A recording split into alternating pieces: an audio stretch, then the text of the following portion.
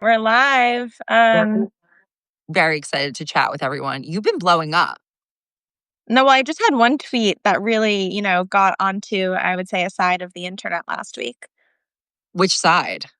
The side that thinks that the 19th Amendment should be repealed. Oh, that's wild. Okay, so what was it like over there? So basically, like for context, I posted NBC's exit polls showing the support from young women for Democratic candidates across the board last week. Mhm. And at first, there was a lot of, I think, Democrats excited about those numbers. And then very quickly, I started getting comments that the 19th Amendment should be repealed because of young women and the fact that young women were supporting these Democratic candidates at such high margins.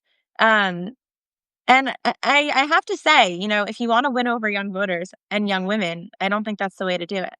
They don't plan to win over. Maybe they do. There's like the whole trad wife campaign. Yeah, no, I actually prefer when they admit what they're doing. Um, did you feel like that was like a bot driven thing, or did you feel like it? No, Okay, no, good I to think it know. was real. Wow. Okay. Well, did they realize that I think it was men under 30 also went for Democrats, Yeah, like across yeah, the board too? yeah. Men under 30 did go for Democrats, especially in New York City. Yeah. It was much closer in New Jersey and Virginia, and New Jersey in particular. But I was just making a comment basically on the fact that it these results have proven time and time and again that Gen Z women are just like the backbone right now of the Democratic Party. And Gen Z women of color in particular, there is some data from Circle, which shows the breakdown of gender and race. And young voters of color in general were the most supportive of Mamdani, which I don't think is that surprising, but it definitely wasn't just young women, but young women are the strongest supporters of these candidates. Well, I feel like I think New York is so specific. Like, I think the New York race has so many like particular dynamics to it that it's almost like for me, not as informative as the other races are. And like, Democrats spent so much time and conversation around what do we do to get young men? Like every 9 months, we're having this Freudian analysis of like what's going to make the baby boys pick the red bubble or the blue bubble, and it's just I think the answer is probably money.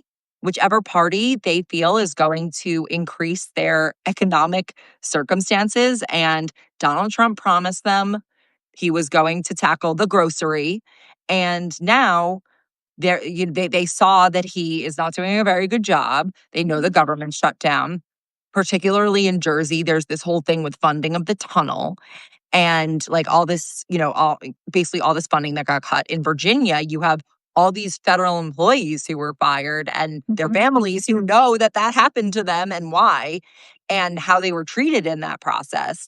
And I just think that like it's not really that complicated. Like it is not this like deep psychological question. Yes, there's like culture and obviously there's culture, but like that informs the way these things are received. And I just like I don't think it's necessarily anything that like anyone did well as much as it's like for for the male gender or the young male group. Like it's literally just the like more practical vote is it's almost like unjustifiable that it could have gone another way. I agree with you. I think the economy and cost of living, life affordability, whatever you want to call it, is the number one thing. And that's the bottom line from last Tuesday across the board. But I also do think that there actually are similarities between the campaign that Zohran Mamdani ran and that Trump ran. And like the number one thing being that they both leaned into the cost of living as the top issue for young people, but they also ran incredibly strategic, savvy digital campaigns where they were omnipresent, talking to everyone at all times. And on the masculinity topic, they were showing two examples of what it looks like to be, a man. And I think that a lot of young men saw themselves in the campaign, in the candidates, and could identify with them. And I don't think that that can be I don't think that's underrated. I don't think that's, I think that's sorry, I do think that's underrated. I think we in the conversation about young men and about what they want, I think it actually is really important that we're giving them examples of something to look towards and someone that they can see themselves represented in. And then also you couple that with making the top issue the number one thing that they care about, which of course is money, to your point. Yeah. Well, I think Mamdani's opponents, his male opponents, were just like not very, they Yeah. aren't really Yeah. great male role models. No one's like, oh, I really want to be like Cuomo, especially. I mean, not the Curtis, whatever. But I think yeah, like, I think that there's this yes, Zoran and Trump ran, like, both incredibly effective campaigns. I also think that the real similarity with them is not with them as much as you can see they have a similar impact on their biggest fans and their base, so to speak, and that I think there was actually an article about this, in the New York Times too, which is about how Zoran gave the people who were volunteering for him, like, a sense of community, Yeah. The like, people loneliness were piece. yeah. It's charisma, someone says. It's like this idea that, like, other people wanna do things for them and fight for them particularly, not, like, the idea of a like, why does it not ring as true when, Mikey Sherrill says affordability than as when Zoran or Trump say it? Like, why does it feel more real to people? And they have a certain, like, spark of cultishness that they Mhm. inspire in their people, and you can see it in the way that their like base reacts when like to even like objective commentary that isn't like glowing. So Yeah. Yeah. I mean, I think there's a bigger conversation to be had along that line about what it means when our politics are driven by like these personalities rather than by policies or by the campaign in general. But I also think that just on the surface, looking at both the campaigns that Mamdani and Trump ran, like they had an ability to connect with and drive a movement around what they were doing in a way that I don't think we've seen other candidates do in a really long time.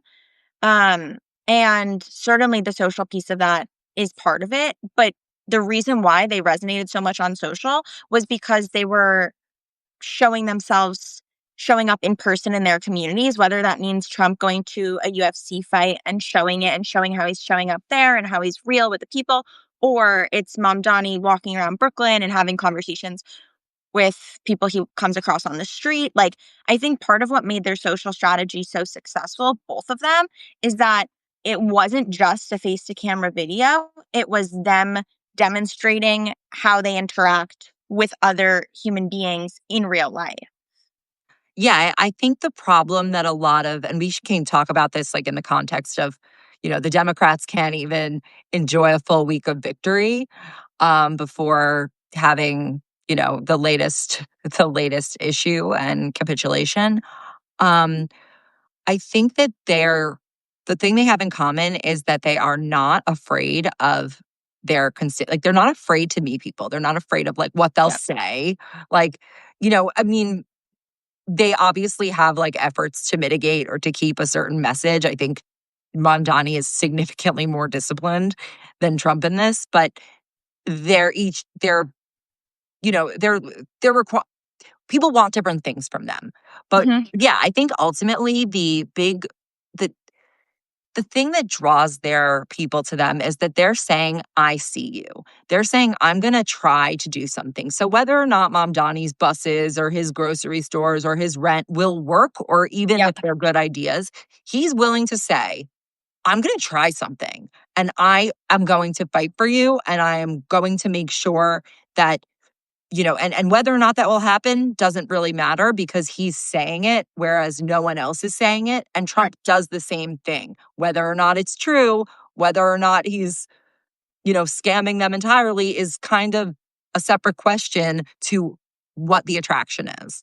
Right, because I think, especially when it comes to young voters, they feel like most of the time politicians are gaslighting them, That's true. pretending that issues don't exist when they actually feel the issue in their everyday life. And what both Trump and Zoran have done is say, I hear you, I see you, I'm actually going to listen to you, and I'm going to offer a semblance of a solution, even if it doesn't work. And the thing is, I had a listening session with young voters in New York City a week before the election, and most of them were voting for Mamdani, and they told me that I asked this question. I said, there's critiques that these policy proposals won't actually be able to be implemented. How do you feel about that? And they said, we actually don't care. We just like that he's suggesting a solution to a problem that we feel, and it's better than the alternative, which is basically no solution at all. And so when you feel like your life is hard to live each and every day, and you have one person who's talking about how to fix it, and another person that's like just not really acknowledging that the problem exists, you're going to vote for the person who's offering some semblance of a solution, even if that solution isn't the most practical. So I think that's something to keep in mind for any candidate who's running, Democrat or Republican.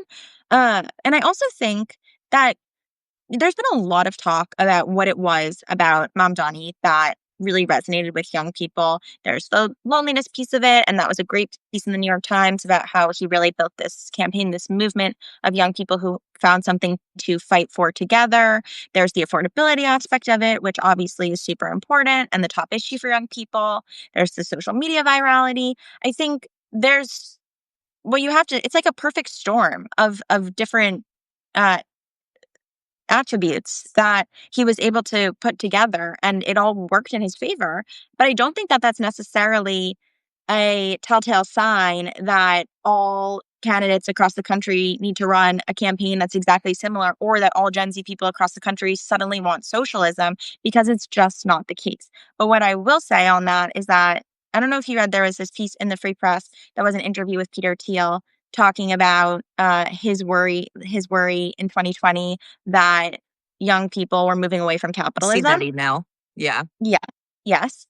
And one thing he said that speaks exactly to what we're talking about in terms of the solution conversation, he said basically what we're just saying, where it's like if young people feel a problem in their lives, they want someone who's suggesting an idea for how to fix it rather than just saying the problem doesn't exist. So I've been thinking a lot about that. But to your sort of Wait, I just want to say something that you just okay. Peter Thiel says this and people act like it is like, "Oh my god, it's come down as the word of God." Fucking duh. Obviously. Like I could have told you that in 2020. I could have told you that earlier than 2020. Like this is not a great insight. It's actually pretty basic and the problem is that people act like coming out of Peter Thiel's mouth that it has some extra value. Like it actually doesn't. It's very clear. Same goes for your point about how people feel like politicians are gaslighting them. Obviously, like so obviously, if you speak to like any person for who is not in DC, like not in the DC consultant class, like I actually think that's kind of the number one problem, or not really the number one, but a massive contributing factor to the ineffectiveness of the DC class is that DC is a cultural black hole. Like it is, there is no culture there. It is like living inside like an Accenture conference room, just no matter where you go. And that's why they get so out of touch. Like representatives are supposed to represent. And the idea that people don't feel represented is like the most basic, obvious thing. And it doesn't even seem like people in Congress are trying because they are not able to try to the extent that they need to because they need to raise money. And so they spend all their time and energy focusing on what rich people want. And so that's who they're surrounded by. And that's really like, it's really very simple. Yeah. Well, okay. So this gets to the point that you made like a couple of minutes ago, which is that Democrats can't really seem to have their victory last more than a few days. And I'm curious, are they just damned if they do, damned if they don't? Like looking at this shutdown, what is your take? I mean, here's okay. I feel that as the person I'm not the person who's not getting paid their salary for 40 days. I'm not the person whose SNAP benefits are not being paid. Right. So it's hard for me to say they have to stay in this fight or they can't, whatever it is, or they have to cave. It's more like, for me, it's more about the like Amelia Bedelia moves that they make as a party. Like, I understand you maybe need the shutdown to end for whatever reason that like I'm not seeing because I'm not the person being affected by it. But there's this like you do it in just the dumbest way possible or the least in touch way possible. And is this even going to pass the House? And then you just like cave for no reason. And you've Mhm. also, first of all, I never believed that they should have made the shutdown about healthcare. I thought the entire time that they should have made the shutdown about Mike Johnson shutting it down so that the Epstein files don't get released. And then you talk about healthcare. Like, it's not dishonest to say that. It's just not central. But I think fewer people pay attention because they're like, I kind like, okay, my healthcare premiums are already insanely expensive. It's already bad. The Democrats and Republicans are already owned by United Healthcare and all the other health insurance companies. So it's like, okay, you're fighting for me to have shitty healthcare that you like already have sucked at fulfilling. Like, this is already so terrible. Why would I actually like I just don't really get it. Like, I just think I'm like, have they ever spoken to a normal person like or in the past 20 years? I mean, I think very few are actually having real conversations, and unfortunately, the policy is being driven by staffers rather than them actually listening to constituents, which is a problem. Would they listen to their staffers even if they told them? I I don't know. I mean, I think like what's so frustrating about this from the perspective of the people that I've talked to in the up and up community, like the Gen Zers, is that just feels like no one's fighting for them. And on Because they're either side, not. Because they're not. Well, it's what it is that their standard for what a fight is so far from the standard of what like where it should be because they're so out of touch because they live in cultural DC bubble and rich person bubble and they think that it's genius that Peter Thiel says that people will not buy into the capitalist system if they don't feel they can have an opportunity. Like, that is just it to me. It's like, of course. And for them, for that to be like some sort of revelation, it just indicates to me, like, have you ever read a book? well, so I'm curious, like Yes, they what have. you're, but what do you see as you talk about the cultural uh bubble, I guess you can call it in DC? What do you see as the solution to that? Like, I think also this kind of goes hand in hand with this whole conversation that has been had for the past year about the left finding their Joe Rogan and the media ecosystem and blah, blah, blah. And every time that a candidate goes on a podcast, it's like deeply analyzed and seen as this massive moment. What is the solution to this from your point of view?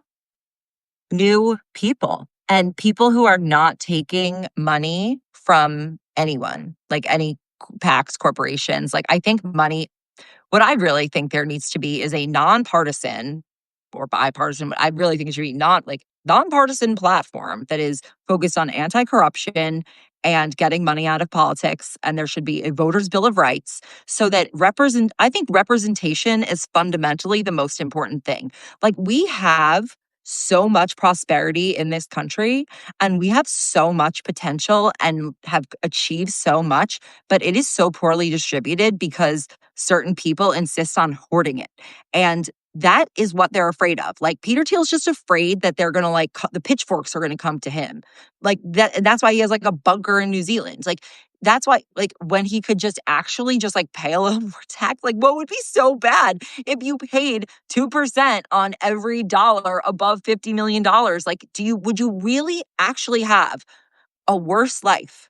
And to be honest, and if you would have a worse life, then the problem is in your brain. Like, you have a psychological problem, not a financial problem. And I think that that's kind of what like people don't necessarily like young people don't want to be they're not looking to be billionaires. They're looking to just feel secure and safe and like I grew up very privileged, but there were times in my life where I did not have any money. I was living paycheck to paycheck. There was like nowhere to get more money from. And that creates a certain level of stress that I don't think any of these people can conceive of, because even when they grew up, they were in such more fundamentally secure circumstances than people are now. And everything they do is just like, how can we like scam people more? Like this But I 50-year mortgage idea. Yeah, I mean, and the 50-year mortgage idea, it's been interesting seeing the reaction to that, especially from young conservatives on my feed. Are they pro? Or no, no, no, Good, no, they're good, not, good. because they recognize that this is setting themselves up for even less stability and security and less autonomy. And I think that's like the main thing that young people want is to feel like they have some control over their own lives. And a 50-year mortgage doesn't provide that. But um, I Well, guess they think that people are stupid enough to not know that that is a dumb idea. Like when you just need one TikToker. Yeah. I mean, I think okay, so I'm curious, like, if you were working on Capitol Hill for someone either in Senate or in Congress who wanted to better understand the actual, for lack of better terminology, lived experience of a young person today, like, what would you suggest that they do? Because I feel like we keep having this conversation, but no one's actually like they say, oh, there's a problem in Capitol Hill. No one's paying attention to culture. No one's paying attention to what the constituents actually want. Like, what do you think they should do in order to actually hear the people? Well, I don't know if it's like the staff. I don't know to the extent to which it's the staffers versus the elected officials and or the people who are like more like higher up in the hierarchy of that person's office and therefore insulating them. But I think somebody who does not want, who wants to understand, like you need to go somewhere. Like you need to actually just like go somewhere that you are not accustomed to. Like stay Mhm. in a hotel that's not nice. Like, you know, you go on public transportation if that's not something you do. Like I really think it's like that basic. Like these people, when this is the problem when you become the job of other people, like when there's 5 people whose job it is to make sure that you do your job well, you fundamentally cannot like interact with the world unless you make it your priority, because everything is filtered through. Everything is filtered up to you Mhm. by like Mhm. people who you choose. So they have to actually or like speak to family member. I don't know what their family members are like. It really just like depends on where they're coming from, but like they need to be in normal situations. They need to have Yeah. people around them. Maybe it's friends who can be honest with them. They need to get a different algorithm. If you're Chuck Schumer, I suggest getting a smartphone. Like I think it's like it shouldn't. Do you know about the bubble quiz? Mm-mm. Okay, so I can't remember the name of the person, but there's a social scientist who created something called the bubble quiz. And it basically, it's how you measure like how thick your bubble is. Like, are you in a big bubble or are you like, do you have more exposure? And it's kind of a combination of like, how did you grow up? Did you grow up like, how close to working class did you grow up? And how close are you to that now? And if you grew up like that, you will always sort of have a grasp of it more than someone who didn't, or if you sought experiences throughout your life that exposed you to different people, you also Yeah. probably are like have a thinner bubble. So like maybe they should start with that quiz. Yeah. Yeah. I mean, I think so. I've been saying for a long time, and obviously, like from the perspective of caring about listening to young people, this isn't that novel of an idea. But I think, like we were talking about before, so many politicians are afraid to go on a different show or go into a community because they don't want to be confronted with like a conflicting opinion or have to argue, and it's better just to play it safe. But I think as a result, they miss out on actually having proximity to and understanding the way that these conversations are unfolding. So, my idea has been for members of Congress to do a campus tour of all of the campuses in their districts and hold conversations where they actually invite, like, let's say you're a Democrat, invite the college Republicans or the Turning Point chapter. And if you're a Republican, go meet with the college Dems. I think that's just such a great activity that unfortunately not many elected officials, so far as I can tell, are doing. And I think it would really start to reignite the capacity to actually understand where the other side is coming from. I think you're absolutely right. It's a muscle. Like, I actually think what the reason they can't go on these shows or like seem normal on social media is because they do not have the muscle because of how culturally isolated they are and what's considered the norm. Like, you've been there. It's all very buttoned up. It's like women in like heels, like you're click clacking around, like you're wearing your blazer. Like, it's very much monochrome. You're not, no one's experimenting with their look there. Like, it's very much very not independent. And I just think that, like, that's why they're also not accustomed to, because if you can't have these conversations off a camera, you can't Mhm, have them on camera. mhm. And if the as far as I'm concerned, like, if you got elected, like, you should be pretty charismatic and you should be pretty like capable of speaking to people. Like, I haven't met that many non-charismatic politicians. It's just, who are they charismatic for? And they just don't have like practice. Like, they're so isolated. Also, Yeah. someone asked about why doesn't Schumer have an assistant or a digital assistant like Gavin Newsom's. I saw that Schumer's digital director or digital someone on his digital team just quit. So Hmm. I didn't see that, but interesting. Okay, in our last few minutes, I'm curious. We talked about kind of the fact that this win for Dems from last week can't really last for more than a few days, it seems. Do you think that Tuesday was actually a win for Democrats, or do you think it was something else? I think it was like incidentally a win for Democrats, but it was more about a loss for Republicans. And I don't think it was so much about Democrats as much as it was about the candidates and Mhm, what they were focusing on. Like, there was a mhm, ruthless message of affordability. And I think in some mhm. cases, like, Virginia going every county swinging blue, like, I think there's a lot of, again, like, that comes to like the federal employees in a lot of cases. Like, that state was really hit very hard by that. Spamberger and Cheryl are both sort of like, people want to smear them, but there's not really much to smear. Like, they're, you know. And then I think with Georgia, I think one of the more interesting races was what didn't really get attention was in Georgia with the Utility Commission. And it's like, it's not that those people were Democrats. Like, they were saying, there is a problem with the utility prices. We want to make sure that that is not happening anymore. And Right. people are going to vote for that. Yeah. My sort of question moving forward is because, especially when you think about young voters who are supporting these candidates, our generation is so used to instant gratification. And I think our generation also thinks that politics works faster than it actually does, when in reality, these things take a long time. And so we saw Trump do better with young voters in 2024, mainly because of the economy. And now we see Democrats flocking, even though Democrats did vote for Kamala Harris in 2024. Let's just be clear. But we see young people moving back, especially that young men chunk moving back towards Democrats because of the economy on last Tuesday. And I'm curious, I do think this will last through the midterms if the economy stays the way it does. But does it keep flip flopping back and forth where a politician promises they're going to make life more affordable, life doesn't become more affordable, and young voters in particular get frustrated by that? Like, that's a question that I have that I'm looking into. I'm hoping to do more research on it in my listening sessions, but it's something I've been thinking a lot about. I'm curious what you come up with because, like, it's so hard because Donald Trump has been the eye of the political storm for 10 years.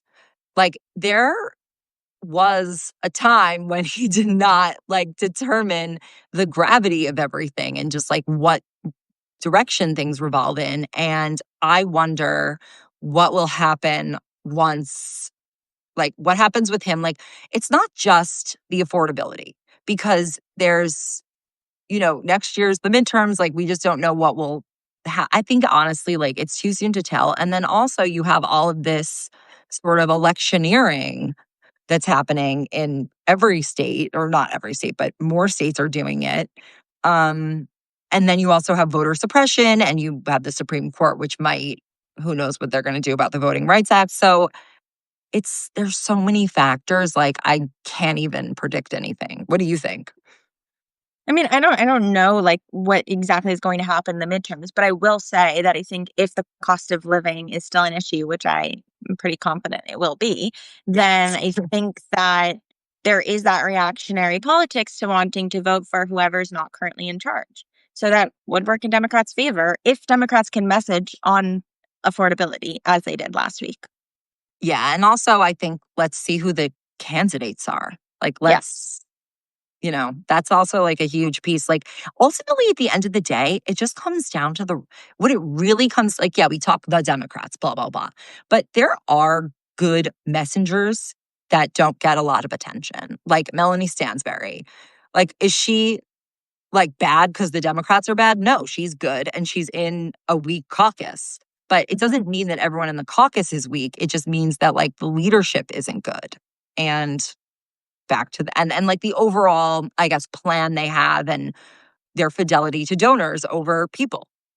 Yeah, I think local candidates also have a leg up there too because they can focus on things that are happening in their community, and that's actually what most people care about rather than the macro level.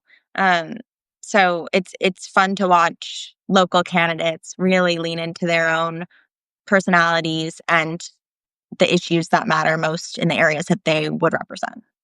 Yeah, I mean, so much is actually determined locally. And if you want to make sure that certain things don't happen, like particularly a lot of that is the state. And I think we're about to see how much more the state can do in the next few years.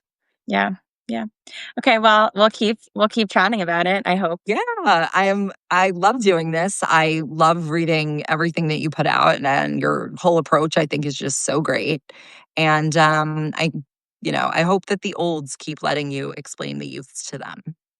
Thank you, Sammy. Likewise. And you always just have such a sharp take on it. So I'm really grateful for that. Awesome. I'll see you Okay. soon. Bye. Bye. Thank you. Bye.